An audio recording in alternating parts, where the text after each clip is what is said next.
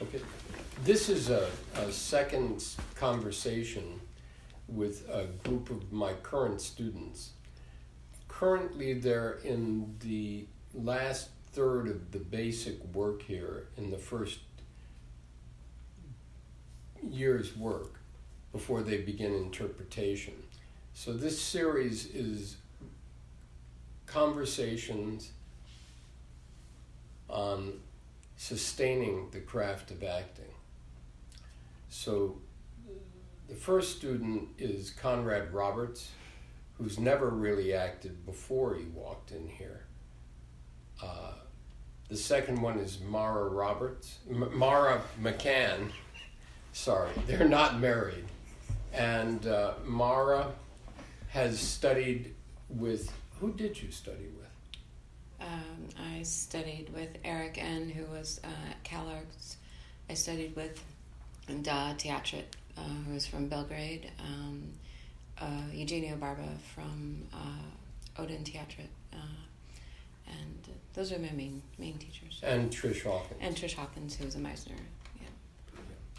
And Alex Cherias, who has actually started studying here before, had some problems, left, and now he's back and heading for interpretation. So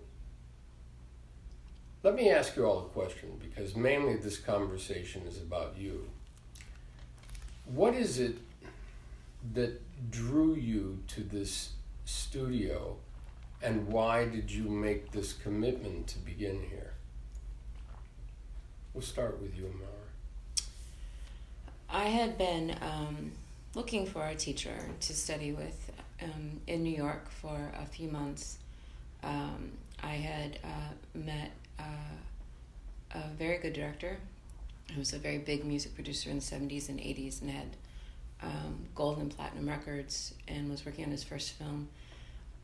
He asked me to shoot his sizzle reel and for the lead role, and it went really well, and he was very interested in my work and continuing to work, and he said, I've got a couple of years to finance this film, but you could be up for this. And I realized in that moment this was the hardest thing that I had ever faced. Was the script he was presenting, and I was nowhere near knew how to approach the script of this caliber, with this kind of budget, with this kind of director, and I was very scared. I remember being very, very scared.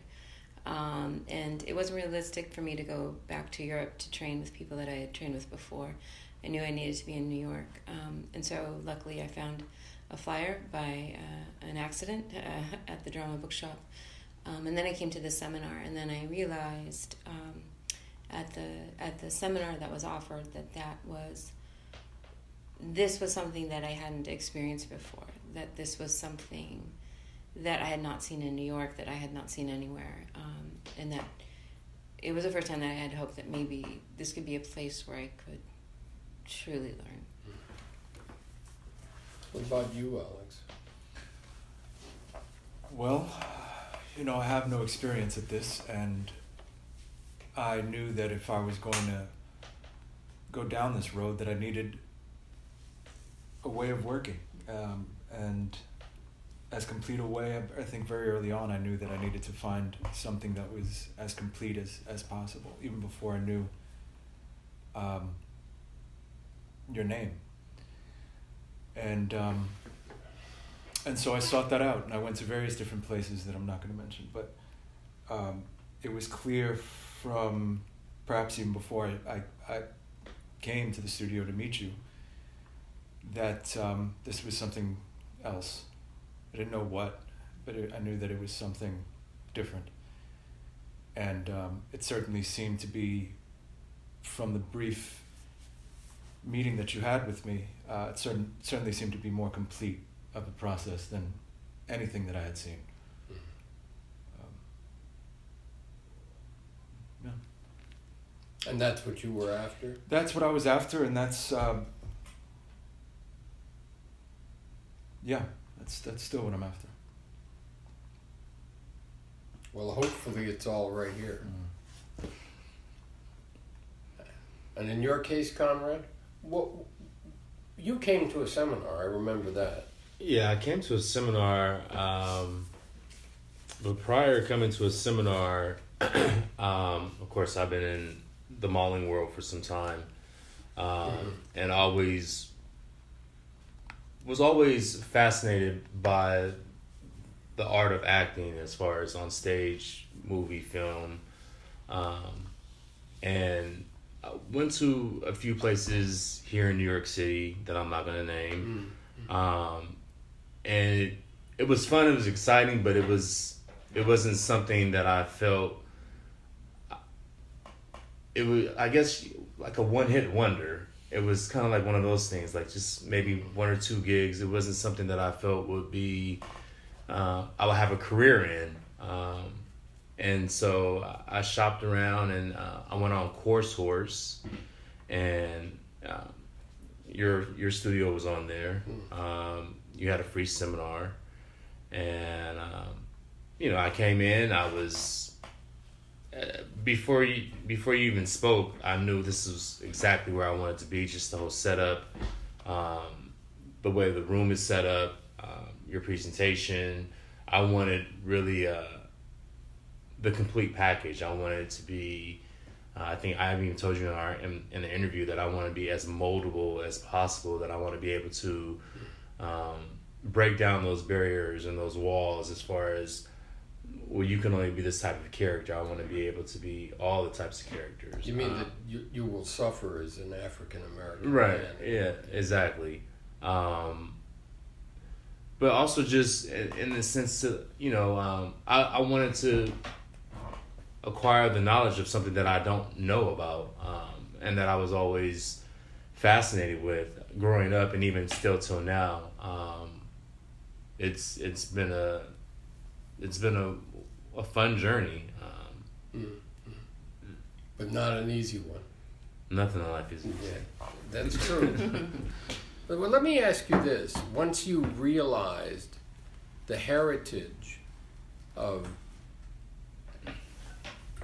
black actors or actresses, beginning, let's say, let's go back to Robeson, all the way through to Denzel Washington, did it become clear from that seminar that this would allow you to break down those barriers if you learned it? Yes. Yeah. Yes, of course. Yeah. So let me ask you this now. What is it about this class that you have found really difficult? I'll ask you that. Other than if you're going to study dance at the Kirov or the Bolshoi, you're going to have sore feet. Yeah. And sore knees. It's part of the process. I think for me it's been coming back to the reality of what it really means to be an actor, and having done some independent film and some TV and some of my own work in Europe.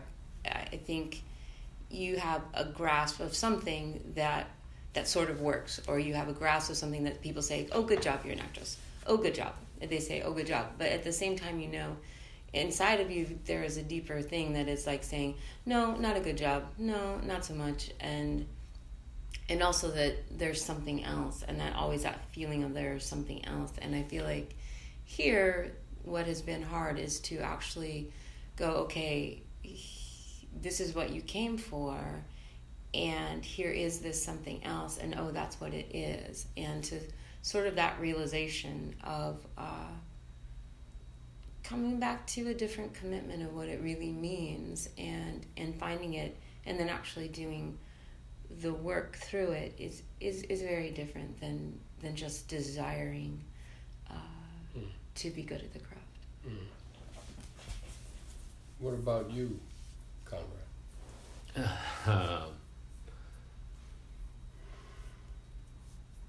It's something that's, like I said before, it's something that's very new to me. So the difficulty part is just, I guess, just really not giving a fuck. I mean, just to be really honest, because you're programmed. I was programmed to be a certain way. You're supposed to act this certain way. This is how you're supposed to present yourself, and in the public Talking eye. about the modeling world. No, just as a black man. Just of course. It's just of course. how you're supposed to present yourself. Yeah, of course. And here it's like that. There are no rules. There's you can do whatever. There are no rules. There are no limits. You can do whatever it is you want to do. And so really putting myself outside of that comfort zone in the beginning was very difficult for me, but now it's there's still a little bit of difficulty, but for the most part the more that I open myself up to what's being taught to me, the more I'm not gonna say I grasp it, but I guess I can appreciate it more. This is fascinating to listen to. The interesting thing about these podcasts is I've never done anything like this, so it's hearing this from people currently in the process, even though you're still in the basics and haven't gotten to the climb up the mountain. But if you approach the molehill like a mountain, then you'll approach the mountain like a molehill. What about you? What's the most difficult thing? I think the most difficult thing is perhaps the thing that also makes this place so unique, and it's a level or a sense of professionalism, which of course I am working on. It's uncharted, and it was uncharted territory before I walked in. It's still uncharted, but what perhaps is difficult is organizing each day, each week, with the idea that, it's not just dance that you're sore from at the end of the day. It's the speech and staying awake for throughout an entire show when you've been working at this for 5 hours or something. The point I'm trying to make is that don't say too much more. You'll keep anyone from coming. Well, but my point is that in doing that, you chart those areas that are uncharted before you showed up, and it becomes liberating in a sense. Mm-hmm. So I think the most difficult thing is perhaps also the most liberating and most unique thing about this place. Well, what's the most enjoyable thing? I'll start with you, Alex. It's hard to choose one because if it's just me speaking of choose what three I think. If you wish. Well, I just greatly enjoy the in no particular order, the shows. I leave them, but they stay with me. I could say the same about the museums. What about the class itself? And I can say the same about the class, I think. Well, go ahead. Well, you learn something beyond what you thought you might be capable of without learning it in the sense that you might learn, say, math. It's not an equation in that way. And so much like walking through my favorite Modigliani gallery, I leave with a sense that something happened. I don't necessarily have to know what the equation was. Mm-hmm. Well, let me ask you all this question. How much of a throwback to another time do you think this level of craftsmanship is? And how much do you think has been lost in terms of craftsmanship in today's world? To say nothing of the theater. Well, it's obviously nowadays it's lost. The writing is great, but the acting is horrible. There's nothing that's valid about it, which is disappointing, especially when you growing up as a child, you have old movies and things that you watch with your grandparents and your parents, what they grew up watching, and then you growing up watching, and then now we're adults and we're watching things, and it's like it's no appreciation of the art. It's about having a status. It's about money. It's about being a celebrity. It's not nothing about the art anymore.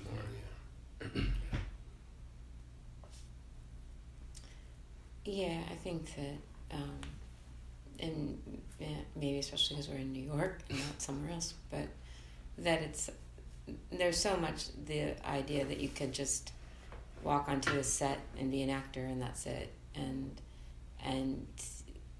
there's a push to get whatever the next role is and to get the next agent and to do all these things, and there's not that level of craft of what it really means. Let me put this in another context. I'm assuming, seeing as that you're immersed in this process, and it would probably take a crane to get any one of the three of you out of here, that your primary interest is the theater, and then of course earn a living in film and TV, right? Well, playwrights write for actors the same as composers wrote for musicians. The Kreutzer Sonata was for Kreutzer. Liszt wrote for himself. The great modern masters of contemporary music, Prince, Dylan. Someone once said the best cover of Dylan is Dylan, you know? I don't think anyone else, once in a while they can sing Prince, but it's not the same. It's just not the same because the two are tied together. So prior to last year on Broadway, I'm not talking about off-Broadway, there were 3 non-musical plays that opened. Now, Larry David is a very, very funny man, but I would hardly call a play by him comparable to Lillian Hellman or Sarah Baker or August Wilson. And then Hand of God, same thing. Then last year we had these 6 plays, which were really quite good plays, open all by women, and a week to 2 weeks at the most after the Tony Awards, they all closed. Now, the most exciting things in the theater are happening, I believe, and have been for over 35, 40 years in the regional theaters. That's where they're developed.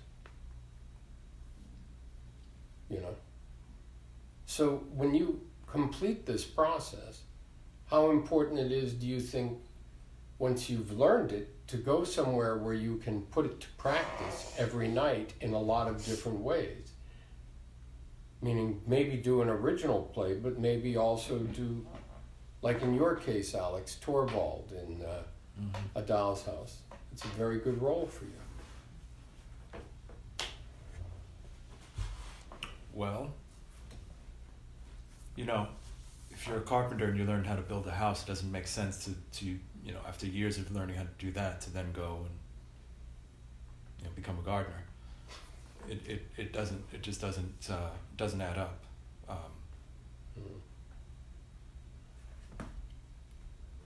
So yeah, it's incredibly important for me to explore this even further in the theater. Yeah. Yeah. Well, it really is for people who are in it for the long haul, who aren't looking at whether they're going to work next year, but whether they're going to be working in 20 years. Like I'll address you. I mean, you don't need to be here to go get an acting job. You understand that. Mm-hmm. You can go do Law and Order Cincinnati, Law and Order, and I don't know why I'm picking on that, because it's really, you know, I force myself to watch TV. I'm not a natural TV watcher. And that is a very interesting series, all of them, because they're all written by legitimate playwrights.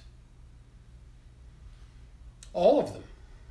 And developed by legitimate playwrights, which is why I think they've had lasting value. And the actors are legitimate, usually Broadway actors, but legitimate actors who are being used for that. You know?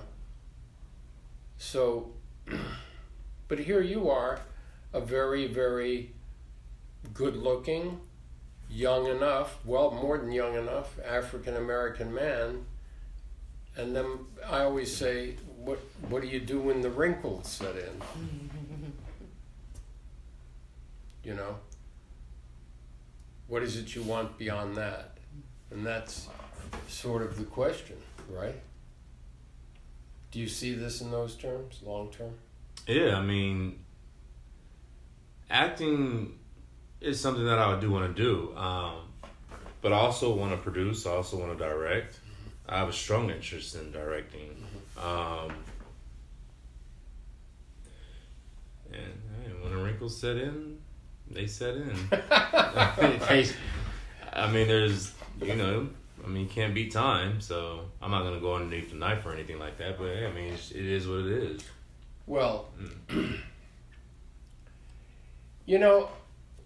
I never will comment on any actor's work publicly because it's incorrect. But I will say this about Denzel Washington. Here you have probably one of the 3 or 4 most famous actors in the world. He does not have to come back to Broadway and fail in, say, Julius Caesar, which he did. But he went out there and did it. He came back and he did Richard III in Central Park. At that time, he wasn't really equipped to do it. He just wasn't equipped to do it. He did it. He came back and he's done a few things by August Wilson. He's coming back again. That's very bold. Other actors of that level, and I have nothing but respect for them. Well, we'll take the greatest actor, Brando. Once he left the theater, he left the theater. It's amazing, because he was an amazing person till he ran into all those troubles. So there's more to it. Do you see this as being more of a tool? You really just answered it. Towards doing other things that come from the center of being an actor. If you have other talents like that you would learn through this, like writing or whatnot. Yeah. I mean, to answer a series of questions you asked, there was a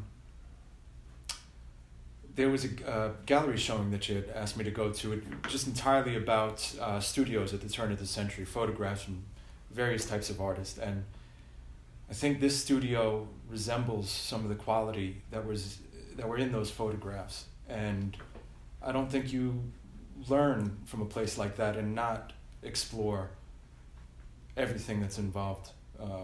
So whether that be the writing aspect or behind the camera or behind the curtains or in front or wherever it might be, whatever comes out of it, I'm eager to explore all of it. Good. So that means you have to develop your resources about the outside world, about the arts as they reflect the outside world. So you have those resources that are living with you to draw upon to build a character, which you haven't found out about yet. But you're on your way, sort of. Well, let's say the train will get there. Okay? The one train you can rely on? Something like that. In your case, I know you have these other interests, and I know I've asked you questions to put your focus on this, but if you don't mind, I'm going to allude to something here. You're not an ingenue, right? So how important is it, in that case, for you to be viewed in a more serious way in terms of going out and acting? No, it's much more important. I mean, it was interesting actually recently in the Times, like Uma Thurman There was an article that she had in the Times where she said that, you know, she'd been looking around the last few years and there were no roles for her in film, so she was coming to the theater and hadn't done theater, and I forget how many years it was quoted that she hadn't done theater.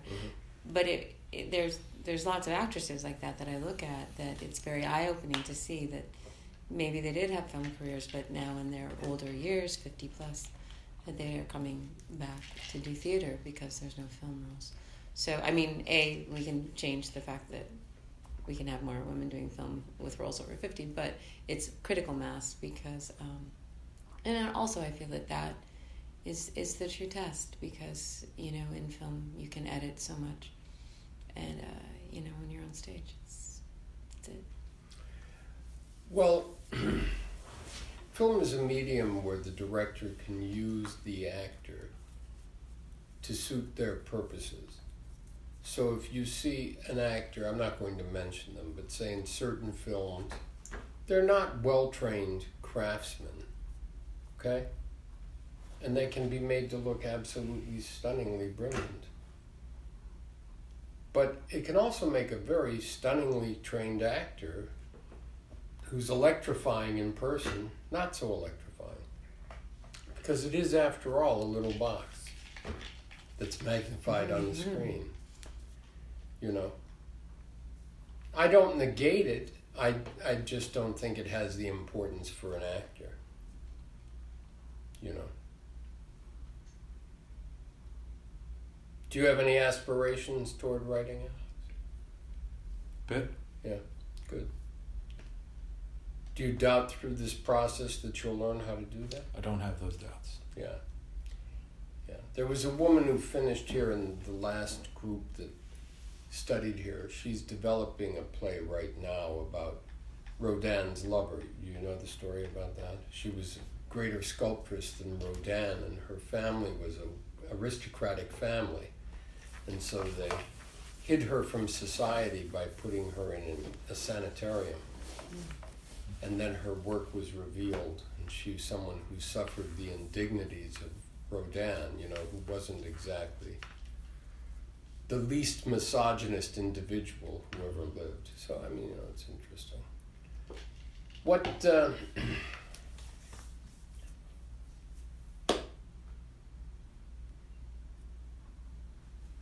is there anything you're anxious about of what's to come in the process? Besides everything? I'm anxious about interpretation, more reading the text. Anxious in a good way? Yeah. Yeah. And just how you know, where I started from since day one, and then leaving out of here, like that entire transformation. I'm anxious about it as well. I'm not anxious about any one thing more than the other. The idea of the final weeks is hard to even be anxious about. So, I mean, that's, I guess, something to be noted. But no, I wouldn't say I'm anxious about one particular thing more than the other, no. No. No. I think I get anxious when I made a record, and there's one song I was having a really hard time with, and my composer, he's like, and I said, hey, I'm gonna go to the studio, I'm gonna knock this out, and he said, he told me, he said you don't go into that studio till you're ready to deliver. And I had to stop because these guys were big guys, you know, and I thought, fuck, I'm not ready to deliver. And so I think I get anxious ahead of time about, am I going to be able to deliver tonight? Am I going to be able to deliver? That's what I get anxious about. Well, I'll tell you this, in terms of delivering, the mail and the milk get delivered.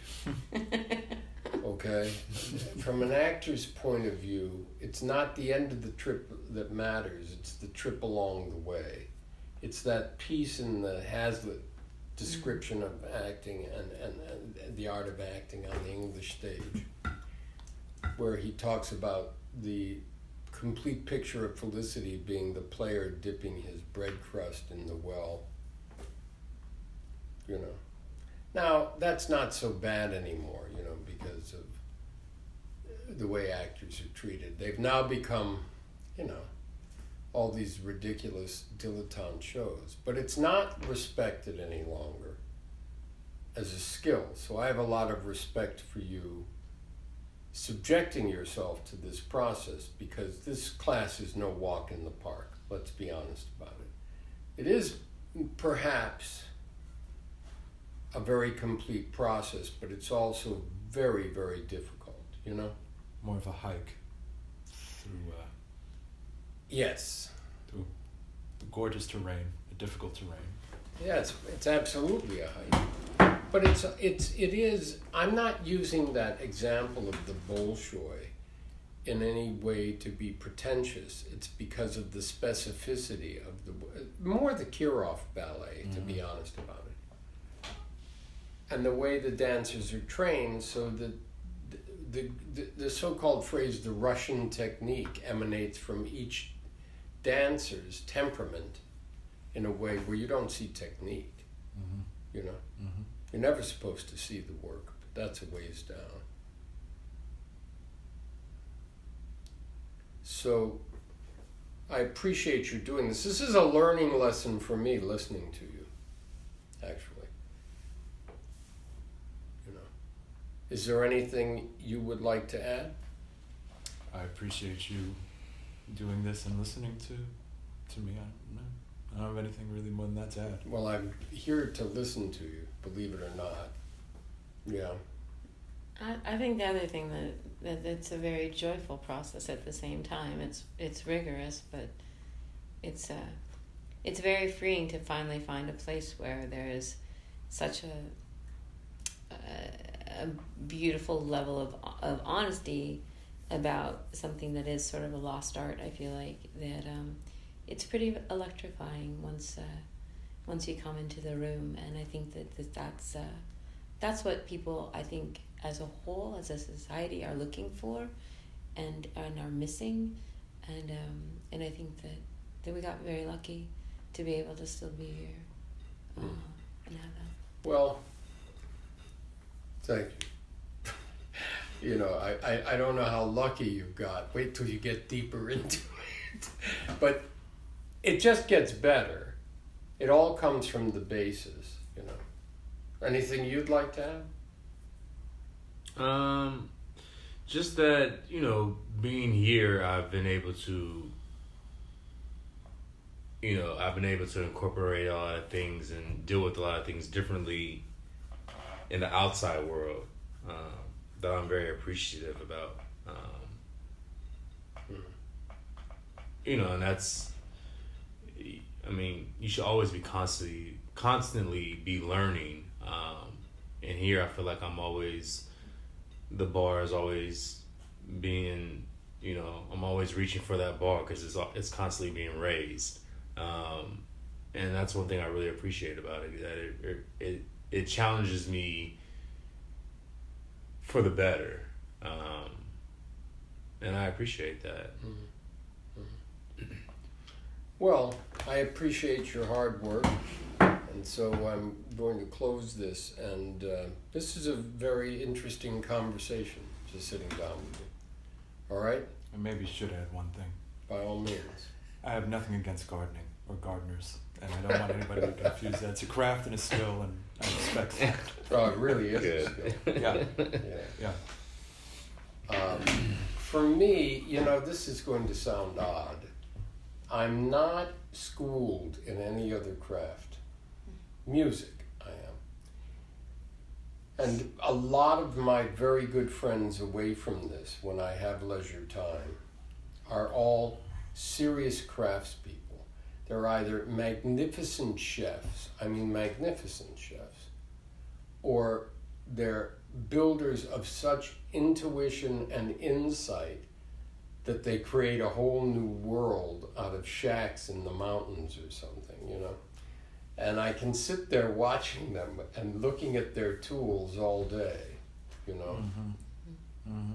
So, you know, that's been passed on, and you'll pass it on when I'm through teaching. Someone from here will, as it was from the group theater, because, and the Moscow Art Theater, and the Berliner Ensemble Theater. It's all a cumulative process, because it's universally true. And the theater is still about what's most human and shows us every side to ourselves that we can't quite see.